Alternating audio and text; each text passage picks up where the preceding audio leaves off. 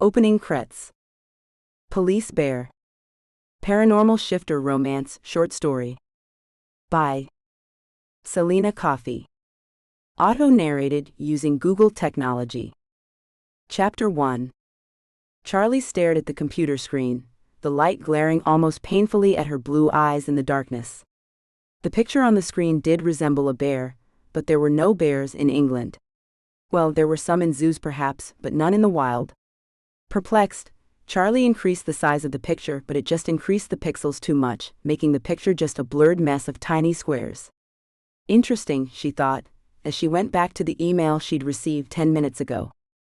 As the creator of a website, trueornot.org, Charlie Jones and her team investigated reports of the paranormal, Bigfoot sightings, and other strange and unexplained occurrences. Most of the time they found people playing silly buggers, or families that could hear the pipes knocking around at night as the temperatures cooled, but she hadn't investigated a strange animal sighting in a while. Charlie was skeptical about it all, but approached each assignment with an open mind. She was confident that science and reason could disprove every case she took on. So far she'd been correct. Maybe one day something would come along to prove her wrong, but it hadn't happened yet. This reported sighting came in from a place near Whitby, called Ursathorpe. She laughed ruefully to herself, a report of a bear in Ursathorpe. The place was so tiny it only showed as a blip on her mapping program, the circle bigger than the village itself. Settling back onto the pillows piled behind her in the bed, and pushing her straight red hair out of her face, Charlie thought about what she'd just read and seen. There wasn't much in the message, just a sentence that said, "Bet you haven't seen one of these in England before." No, she hadn't seen a bear in England before, much less a bear in a place called Beartown. Not likely. Sitting back up, she hovered her finger on the mousepad of her laptop, preparing to send the email to her hoax file, her version of a spam folder. She didn't want to necessarily delete it, but she did want it out of her inbox.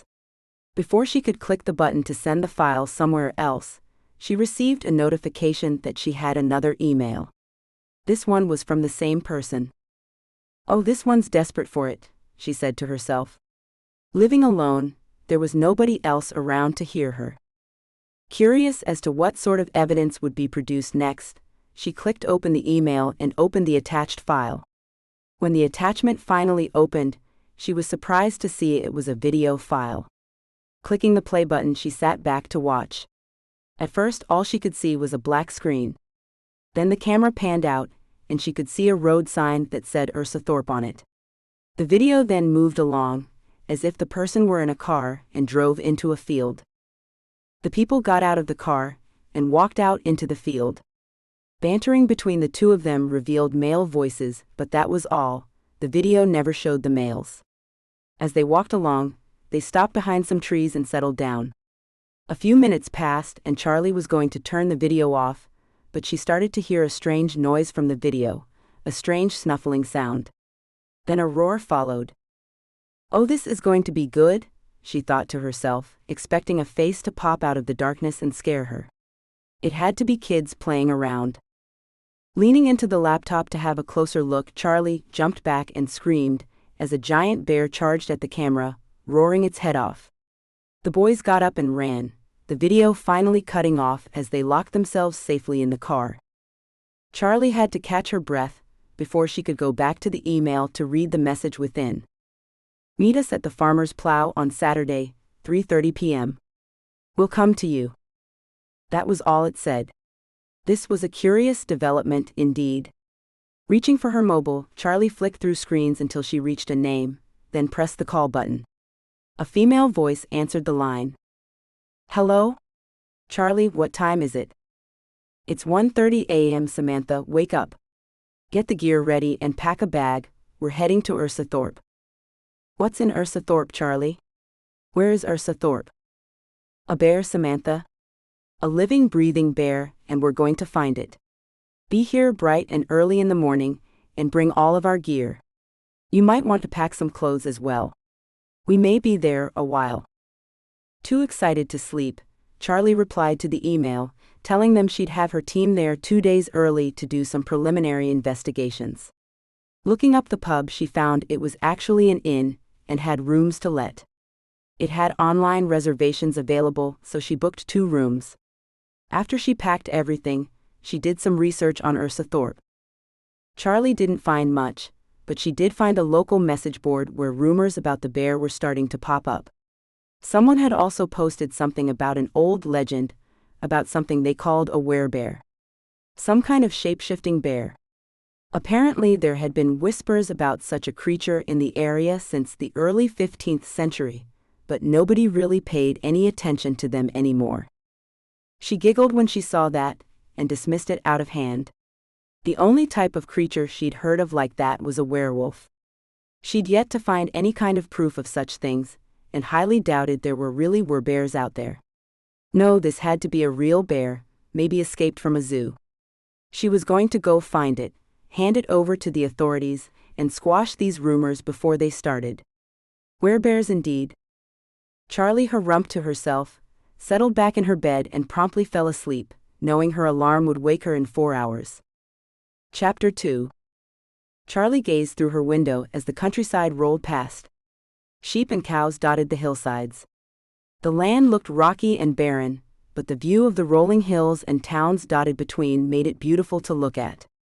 A short while later they passed the sign for Ursathorpe, and she perked up in her seat, wanting to digest everything she could on the way in. A small village, Ursathorpe, ran in a straight line with houses on both sides of the road. A few houses sat alone but inviting, lights shining through their windows.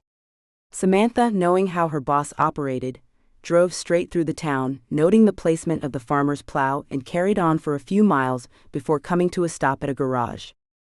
"Not much to see really, is there, Charlie?" Samantha said, as she looked over at the other woman. "Seems not. Why don't we go back to the corner shop and have a look? Then we can head to the inn.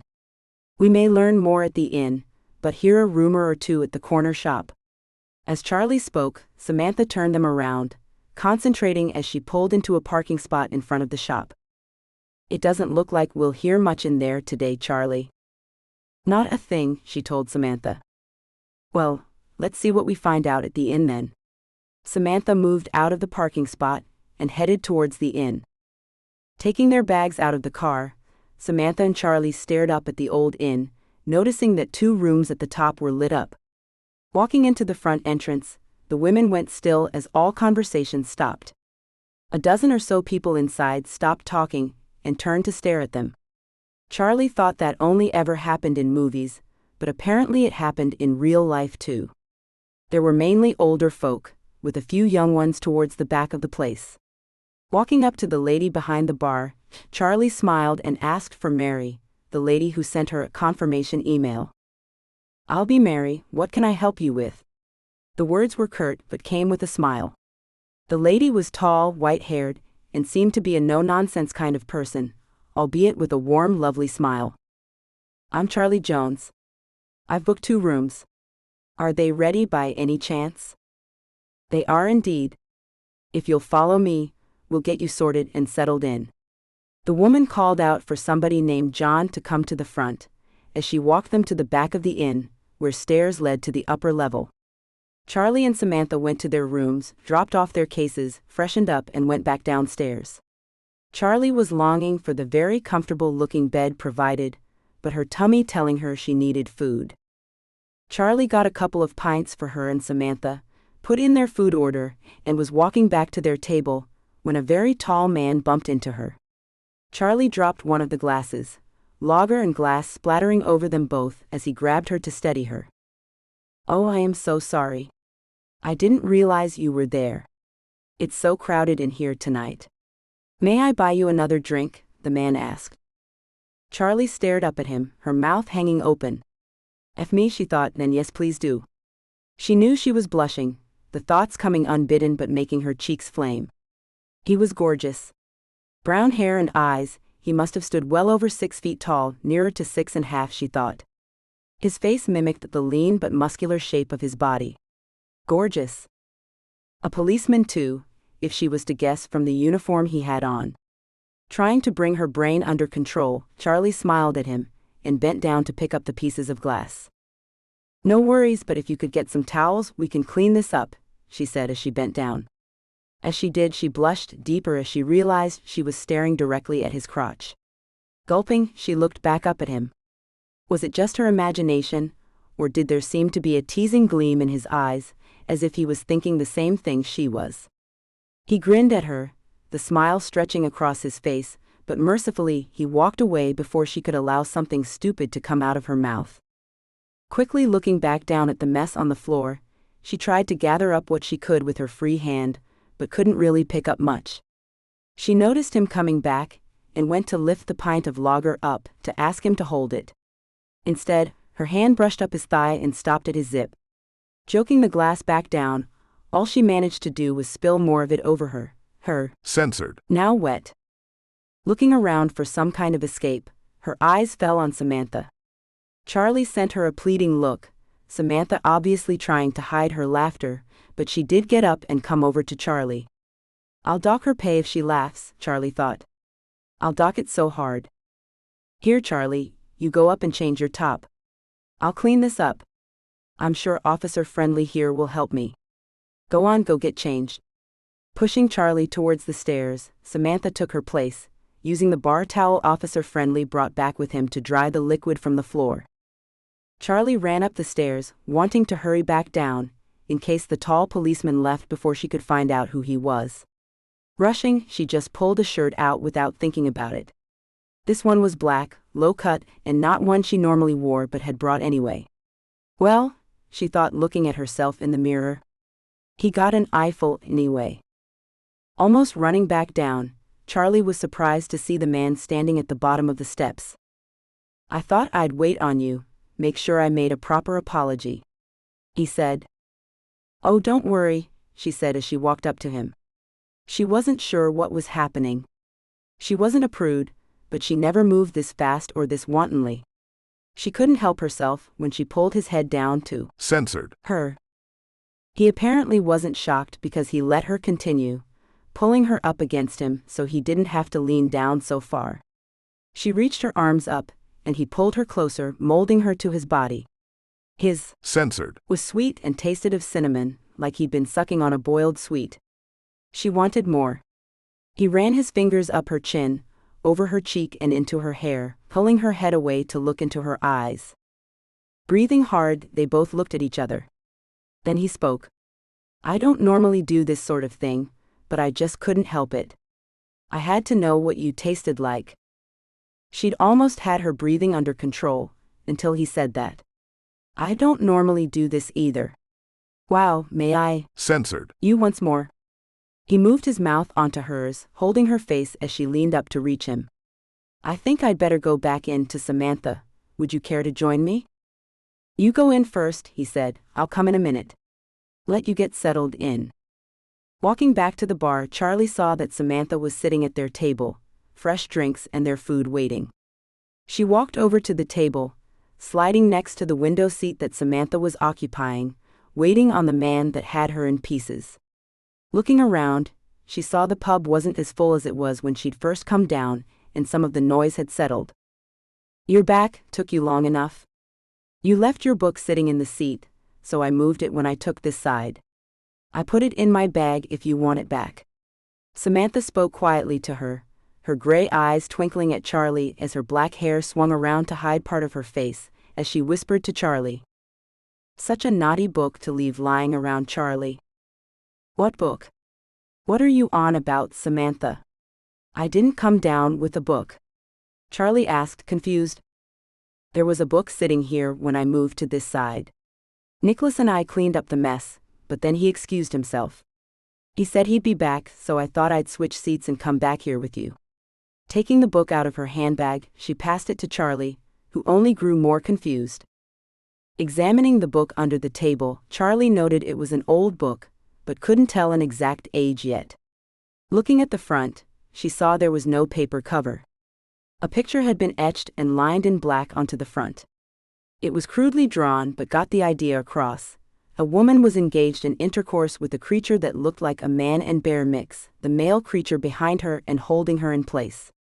Charlie couldn't decide if the woman was trying to get away, or if she looked like she was enjoying it. Looking around, Charlie wondered if someone had left it for her. Going back to the book, she opened to the first page and saw that it was a handwritten book. A diary.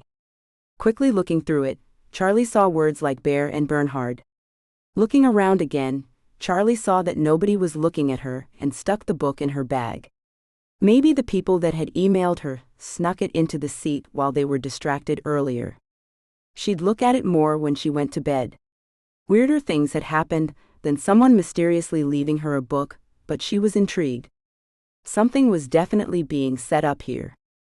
Charlie saw her policeman coming back into the room and blushed as his gaze zeroed in on her. She decided to just pretend they hadn't had that interlude, at least in front of Samantha anyway. "So I'm Charlie Jones. I'm guessing Samantha has introduced herself. I'm sorry to have caused such a scene earlier, but it's nice to meet you." Smiling, she held her hand out to the man. "It's not a problem, I'm Constable Nicholas Bernard. I bumped into you, so don't apologize. But it means I get to sit here with you and get to know you, so it's not all bad, is it?"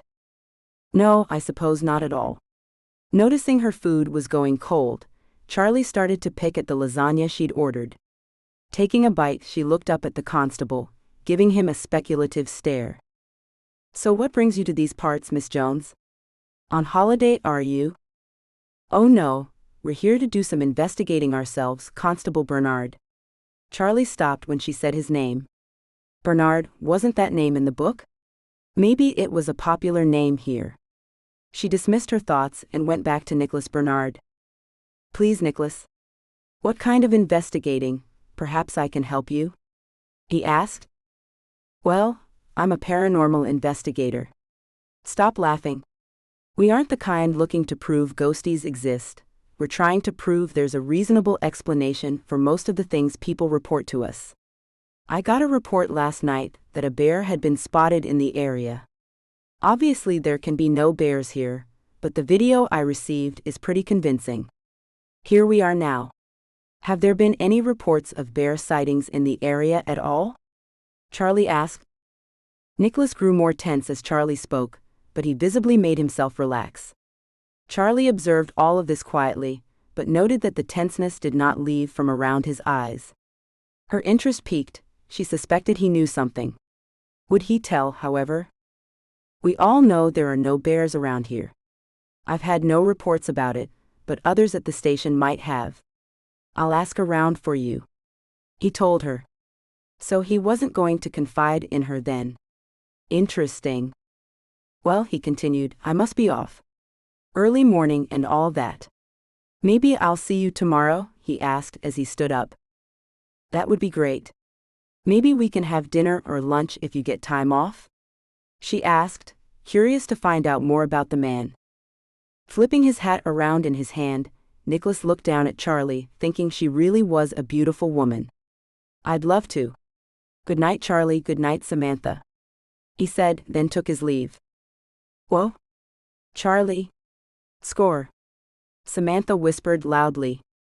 Charlie pushed her plate away, the contents only half eaten. "He is rather handsome, isn't he?" Charlie said, watching as he walked out of the door. "What did you think about him?" she asked Samantha, wondering if the woman had noticed the signs of someone not quite telling all they knew. "He's not telling us something, I know that. I can't put my finger on what it could be though. I guess it's something to do with this bear, but why would he hide information like that?" Samantha mused. Charlie gathered her plates up, then grabbed her bag and stood up. "I don't know, but we'll find out, one way or another. I'm going to settle our bill, then head up to bed, see what's in this book. Thanks for keeping it safe." "You coming up or staying down here?" she asked Samantha. "I'll be up in a bit. I'm waiting on Andy to call me, then I'll be up. Let me know if you find anything good, okay?" Andy was Samantha's current boyfriend, who was keeping Samantha's dog Annie until the ladies got back from their investigation. Charlie bid Samantha a good evening, then went to bed. Cuddling under the covers, she was settled in for the night, a bedside lamp on to read by. Flipping through the book, Charlie guessed it was 19th century by the dates written and the look of the thing. She'd have to have it tested to declare it authentic, but so far it was full of interesting things. It told the tale of the Bernhard family, a group of werbears and other shapeshifters such as werewolves that had lived in the area. Some tales went all the way back to the 10th century. The author even claimed that one person could turn into a horse. Charlie was doing her best not to howl with laughter, and finally put the book down. Thinking the author must have been writing a book of fairy tales for a child, she dismissed its contents. As she settled into her pillows, she concluded that the similarity in names with Nicholas must only be coincidence. It was likely a popular name in the town, she told herself again. He's definitely hiding something, she thought. Still, she couldn't help remembering the feel of his mouth, or how his fingers felt on her face as she fell asleep. Chapter 3. Charlie was starting to think Nicholas was avoiding her. He had made his excuses to her the day they were supposed to have dinner, texting her at the number on the card she'd given him. She'd seen him in town a few times and they'd exchanged pleasantries, but he hadn't come back to the inn or sent her any texts since. She thought perhaps he'd lost interest, but thought it must be more than that. He'd seemed so keen, until she told him why she was in Ursathorpe. Maybe it was simply that he found her job strange. She chatted with Mary some, and learned that Nicholas wasn't married, lived in the next town over, worked in Ursathorpe, and that he was 34. He had no living family members, and came into the inn in the evenings to make sure things stayed calm in the small village. It sounded like a very lonely life, she thought. Still, I do believe he's hiding something, and I will find out what it is one way or another, she thought. There had also been a body found 2 days after she and Samantha arrived, a male stranger from one of the caravan sites who had been last seen out walking his dog. His body was found the next morning, his dog wandering around town with his lead dragging behind him. Everyone was saying it looked like he'd been mauled to death by an animal. Charlie knew from Mary that Nicholas had been working at the estimated time of death, so it certainly wasn't him. Staring out at the moors as Samantha drove again, she wondered if perhaps she and Samantha should go home. She'd had another email from the boys that sent her the original emails, telling her and Samantha to meet them at a local farm today. Their father owned the farm, which is where the lads had filmed the bear. As Charlie and Samantha pulled up, the boys met them outside, introduced themselves as Brian and Clayton Greer, and guided them to a barn nearby. "You got the book then?" The one named Brian asked Charlie. "That was you then?" "Yes, I got it. Full of wild tales, wasn't it?" she asked, smiling. "Did you not understand?" Bernard. It's Constable Bernard. He killed the guy from the caravan site," the one named Clayton exclaimed. "Oh, come off it. Those things aren't real," Samantha rebutted. "They are real. Everyone around here knows about it too. They try to tell us younger people the stories aren't, but we've heard them talking, Clayton and me. They know. We'll get you more proof. Come tonight, bring a tent, it's time for him to shift again. You can see for yourself tonight." Brian spoke this time. "All right then, we'll go back to the inn, get our gear." "Any time in particular?" Charlie asked. "Whenever you're ready," Brian said. "We'll be back in less than an hour then." "Where do you want us to set up?" Charlie asked, looking around. "See that road over there, the dirt one? Go up that, we'll meet you at the gate there." It took less than a half hour to go back to the inn, grab their camping gear, and find the gate the boys had mentioned. The boys took them through and guided them to a spot near a cave system. The boys told them the caves were closed and nobody went in them because they were dangerous, so the ladies shouldn't go in either. Dad agreed you could stay here tonight, but said you had to stay out of those caves, so be sure you don't go near them. He doesn't want any accidents out here. "Where are you two going to be then?" asked Charlie. She was starting to suspect the boys had some plan going, that she and Samantha were about to find out what the prank was. "We have to work tonight. We work in town in the evenings at a pizza shop. We won't be here, but Mom and Dad will be in the house if you need anything." Clayton looked a bit shifty as he spoke, strengthening Charlie's suspicions. Right, we'll see you tomorrow then." Apparently Samantha had caught on too, because she sounded less than convinced the boys were going to work. "Yeah, in the morning probably. We have to help Dad get hay out to the sheep." Brian said. We'll see you then, all right? We have to go get ready. The boys drove away in their own car, some kind of electronic music bringing a thumping, buzzing noise to the quiet field they were in. Those boys have something up their sleeves, Charlie, I just know it. Samantha told Charlie. Yes, I believe you're right, Samantha. We'll take watches tonight, shall we? Let's get the tents set up, and camera around the perimeter. I want to know if anything besides sheep move in these fields tonight. The women worked for an hour getting everything ready, then sat back and enjoyed a meal cooked over the camp stove. Bundled up against the chill, they'd been laughing about their past investigations and sharing stories with each other. For all the confusion this current project was causing, Charlie was glad Samantha had come with her. She wasn't just an employee, she was a trusted friend, and Charlie was ever so glad to have Samantha there. As the sun went down and the stars came out, Charlie thought Samantha looked tired. It had been a hard week on both of them, a lot of running around, walking, hunting through the library and talking to the locals, but they'd turned nothing more up than the boys and the book. Not a single thing. There hadn't even been any peeps about bears or other creatures. Charlie was sure the town was stonewalling them. Mary was friendly and volunteered certain information freely, but on the subject of old tales and the paranormal, Mary clammed up. Sighing, Charlie turned to Samantha and told her to go to bed first. Have a kip, I'll take the first watch. I bet those little buggers start something in the next hour or so. I'll wake you if they do. Smothering a yawn, Samantha agreed and wandered to her tent, zipping it up. 5 minutes later, Charlie could hear snores coming from behind her. Smiling to herself, she pulled out the book once more. It didn't reveal anything new, but Charlie kept hoping.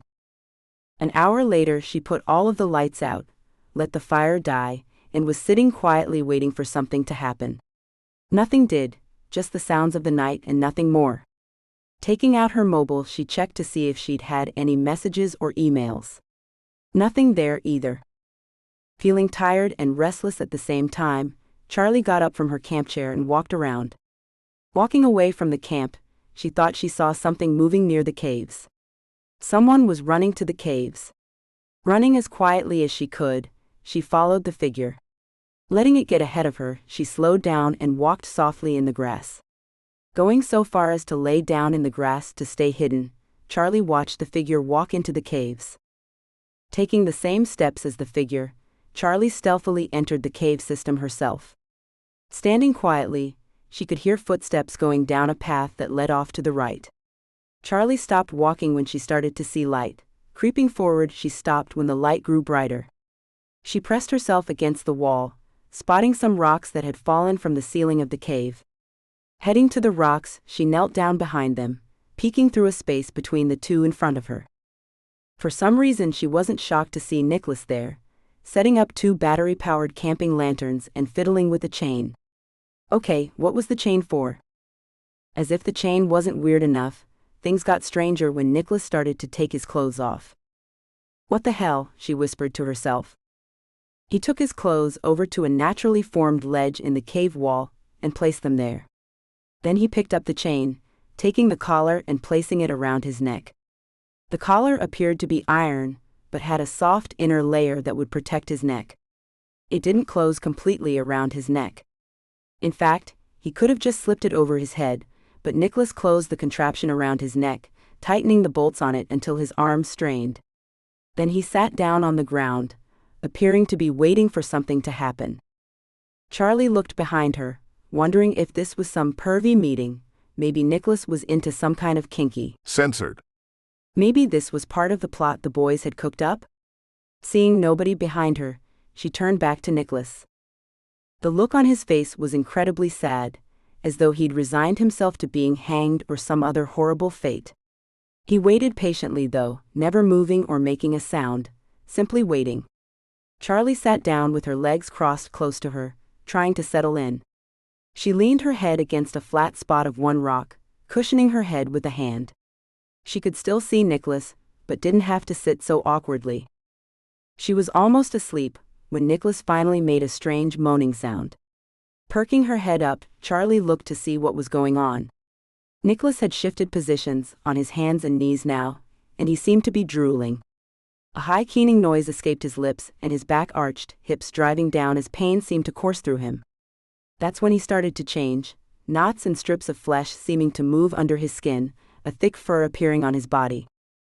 Charlie stared wide-eyed, horrified but too shocked to scream, as Nicholas transformed into a bear before her very eyes. Not some horror film version of a half-man, half-bear monster, or even the creature that was on the front of the old book she'd been given. He was an actual bear. In wonder, she watched as Nicholas's teeth elongated, turning an almost yellow color as his face changed to suit the shape of a bear's. His eyes, though they changed shape and became rimmed in black, never changed. Somehow those were still Nicholas's eyes in that face. Finally his torment ended, and the transformation was complete. What stood before her was not Nicholas Bernard, it was a real live bear down to the long black claws that could tear flesh from bone. Remembering she had her phone finally, Charlie took it out, brought up the camera app and began filming. She didn't speak or even breathe loudly, she just filmed as the bear attempted to run out of the cave. She knew what was going to happen, but still had to smother a yelp when it reached the end of its chain, its head joking back towards the wall. The bear clawed at its neck, trying to dislodge whatever held it, roaring and making another attempt to run away. Again and again it ran towards Charlie, attempting to escape the chain but never getting far. The creature's cries grew more pitiful with each attempt, anger turning to fear and then to resignation as it settled to the ground, defeated by the chain and collar around its neck. It tucked its paws under its chin, gave one last mewling sound, then shut its eyes and appeared to fall asleep. Charlie was filled with sadness as she watched the bear. It fought so hard to be free, and its resignation, its defeat was painful to watch. She knew the last thing she should do was let it free. It might tear her arm off and eat it while she bled out for all she knew. But watching the powerful animal being defeated by a chain, a thick chain but still a chain, was heartbreaking. Knowing there was nothing she could do, knowing that it was Nicholas trapped inside that bear, she settled down to wait. She had questions for him when he was human again, and she was going to get answers one way or another. Settling in for a long night, she kept the phone pointed at Nicholas the man-bear shifter and waited. She didn't know how long she'd been asleep, but she woke up with a stiff neck and back. Remembering where she was, she sat up quickly and looked around. Nicholas was a human again, but asleep, cradled into a fetal position.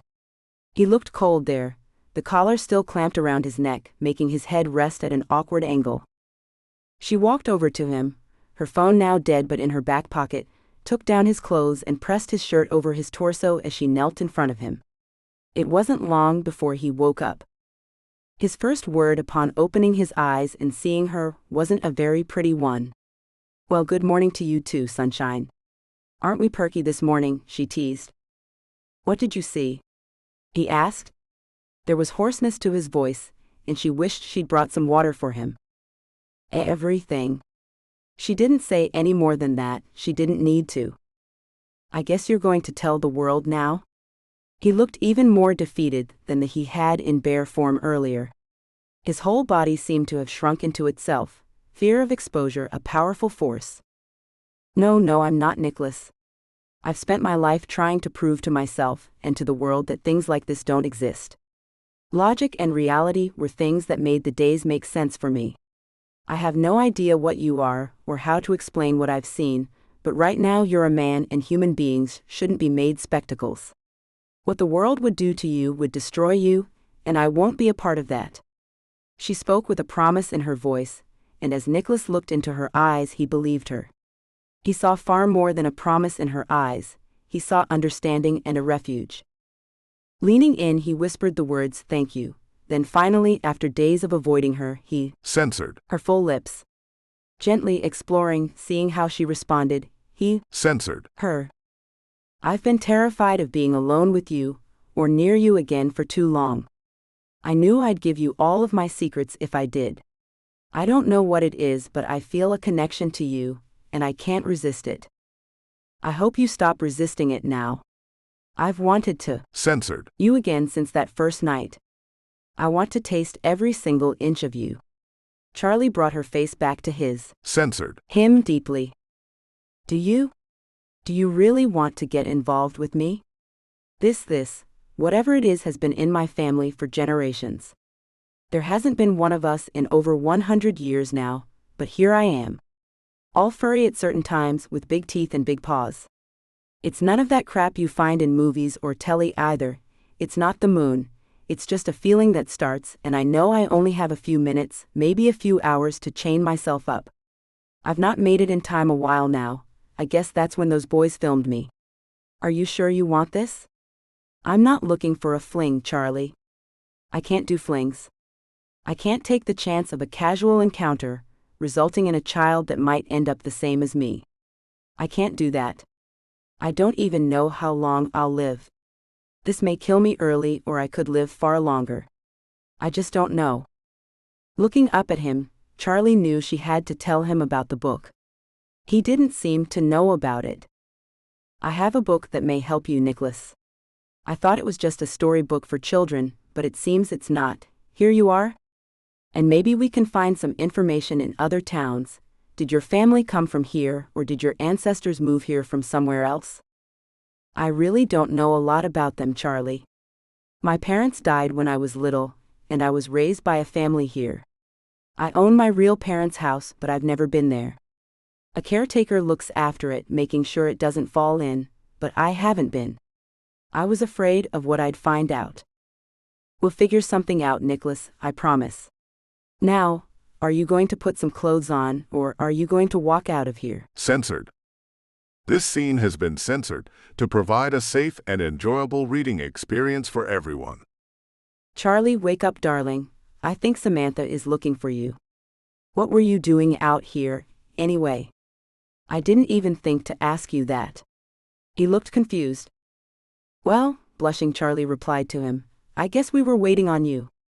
I guess you figured out it was the farmer's boys that sent us the video.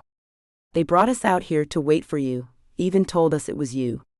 Somehow they had the book I told you about. They think you killed that man from the caravan site, and that they're next. I guess they went off to work last night, hoping me and Samantha were going to somehow overpower you and haul you off. Why did you choose these caves anyway? Charlie dressed as she spoke to Nicholas, hoping Samantha would stay out of the cave for now. I found it when I was a child, this cave in the chain. I remembered it, and came back when the shifting started. The collar had disintegrated, but it was simple enough to fashion another one. Samantha's starting to sound panicked. We'd better let her know you're all right. I'm in here, Samantha. She called out, winking cheekily at Nicholas as he scrambled to dress. He'd buttoned his trousers up, and was putting his shirt on when Samantha came in. She took in the scene, the chain on the wall, Nicholas still getting his shirt on, and grinned at Charlie. Have you two been in here doing naughty things to each other? I've been worrying myself to death. I woke up and it was daylight, and you were nowhere to be found, Charlie, and you were in a cave shagging all night? I don't know whether to kick you or tease you, you slag. The sting of the words was eased by the grin she gave her friend. That is none of your business, for now anyway, Samantha.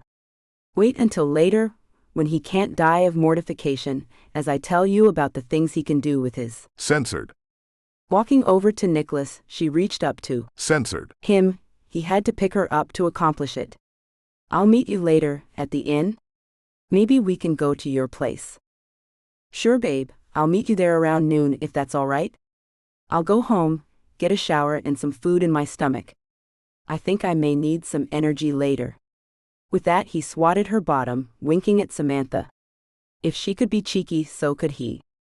I like that, Charlie thought. Smiling, she took her friend's arm and walked them out of the cave. So what's he doing out here? Did you two set this up? Samantha asked her friend. No, he was taking a walk and I heard him. He wanted to show me the caves. One thing led to another, and here we are. Charlie laughed, hoping her jokes hid the lie she was telling Samantha.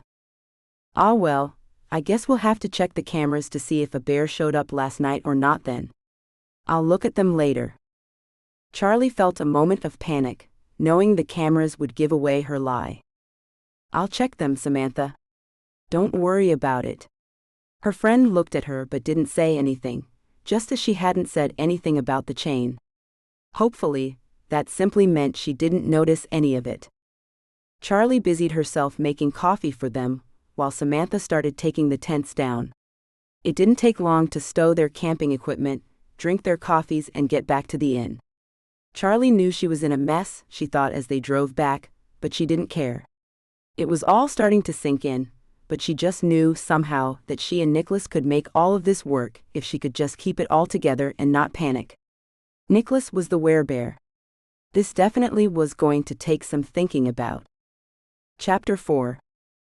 Another week in Ursathorpe was spent trying to find clues as to what Nicholas actually was, although Charlie did this without telling Samantha that the investigation had changed.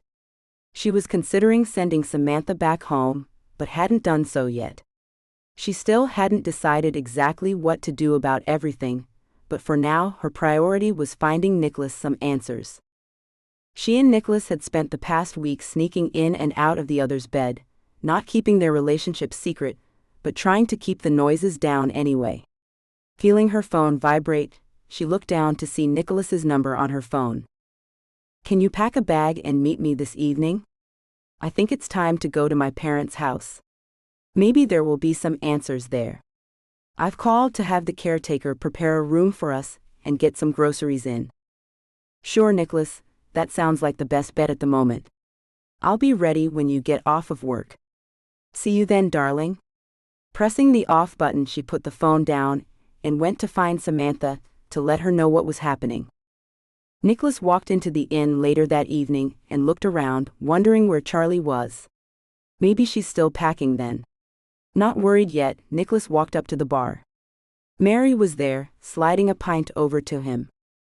"Come to drown your sorrows then, have you?" the innkeeper asked, giving Nicholas a sad look. "Pardon?" Nicholas asked, not sure what the woman was on about. Charlie left. "I thought you knew." Samantha said she had to go back to the city, because something had happened to Charlie's sister, so Samantha packed their belongings, paid their tab, and left after Charlie did. Mary said as she slid an envelope over to Nicholas. "Charlie doesn't have a sister, she's on her own too, Mary. She told me she doesn't have any family. Besides, she was meeting me here so we could go out of town for a few days. This doesn't make any sense, why didn't she call me?" Nicholas saw his name on the envelope, but didn't know who it was from. Taking the paper out of the envelope, Nicholas began to read. His heart almost stopped when he read the note within. "I have Charlie, and if you want her to stay alive, you know where to meet me. Don't make me wait, and don't bring any of your friends with you. You know who I mean to, so don't be cheeky." The letter wasn't signed, but Nicholas knew who had written it. Samantha. But what was her game here?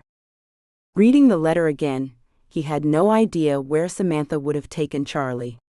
Crumpling the paper, he paid for his untouched pint and left Mary, telling her not to worry. He didn't tell her what was in the letter, just told her he was going to get in touch with Charlie and find out what was going on. Getting back on the road, Nicholas had no idea which direction to turn to as he left the inn's car park. Thinking about it, Nicholas picked a direction, not sure he was right, but sure that if he left it too long, Charlie may not be alive when he got wherever he was going. Driving onto the motorway, the answer came to him. His parents' house? That had to be it. It was the only unoccupied house he knew of. He wasn't even sure how to get to Charlie's place in the city, so it couldn't be anywhere there. No, it had to be the house. The house was a quiet, isolated hideaway that a kidnapper might be able to escape from if things went wrong. No neighbors, no witnesses, just peace and quiet in the country. Nicholas was certain that was it. He tried not to allow himself to ask questions, not to let the worry build. He just drove, concentrating on the road as he drove towards his fate. Not just his fate, Charlie's fate too. Nicholas didn't pull into the driveway of the house. Instead, he pulled off the road, pulling into the woods a little to hide his car.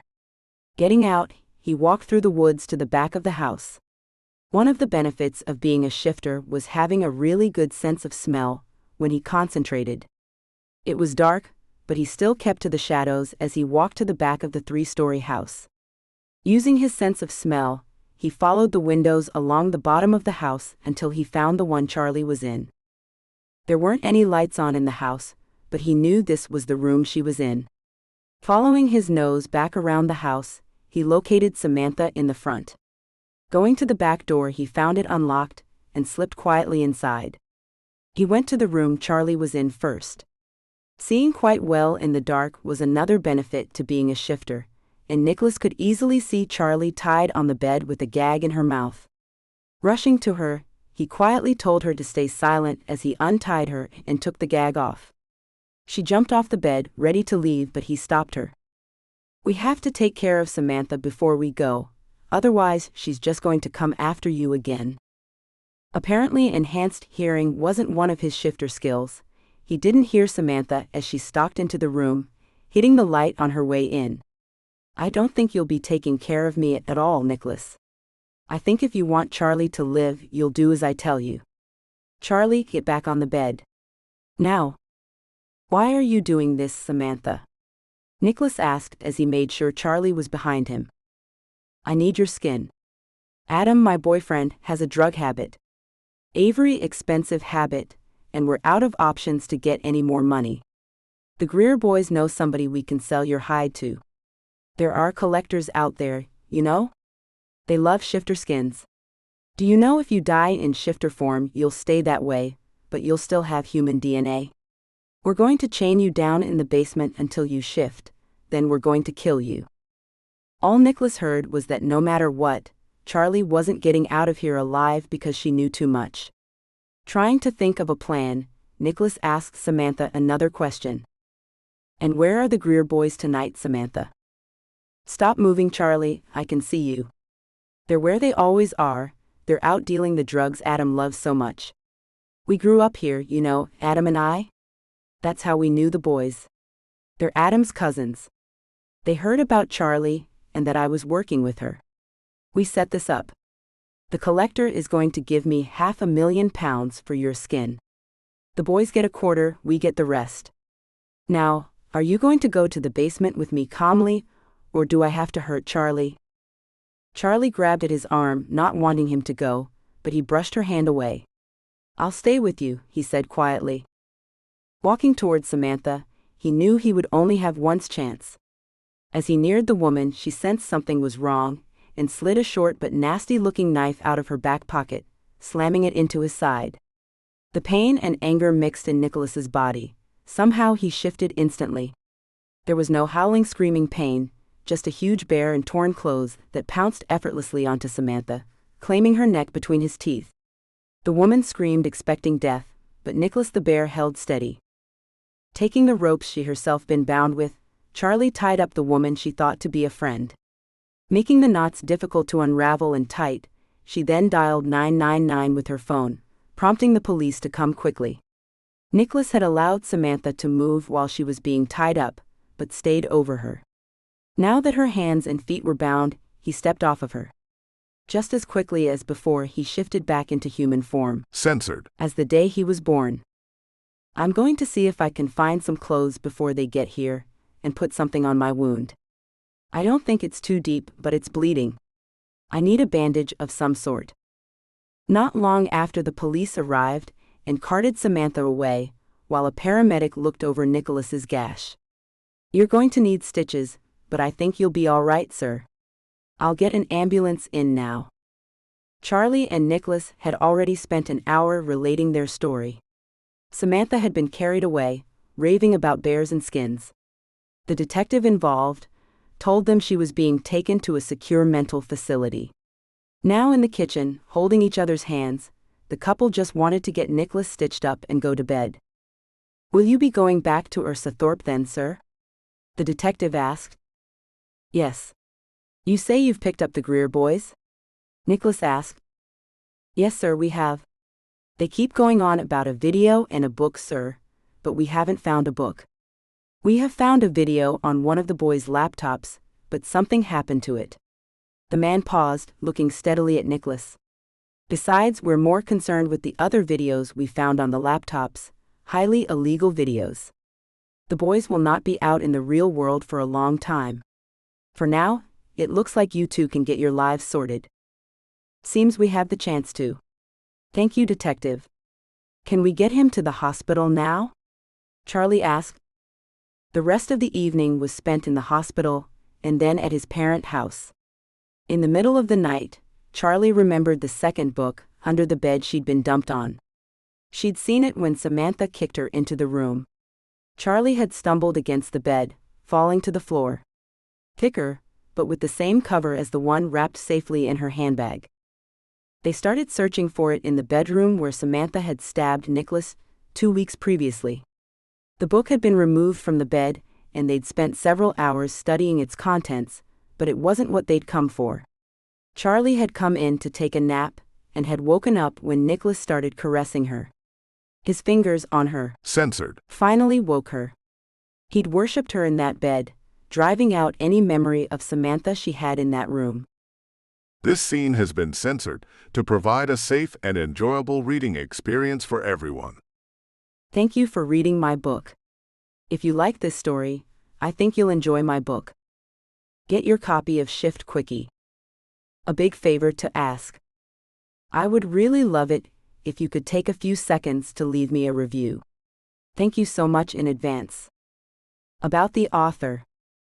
Selina Coffey is a romance writer who lives happily in London with her husband and son. She is a hopeless romantic who grew up always believing in love, and she is not ashamed to admit this. It is this belief that makes her so passionate about writing crazy love stories. A stereotypical girly girl, she loves shopping. So whenever she gets a chance and the spare cash, you will probably find her browsing online for the next pair of shoes to add to her collection. You can find her online at www.selinacoffee.com.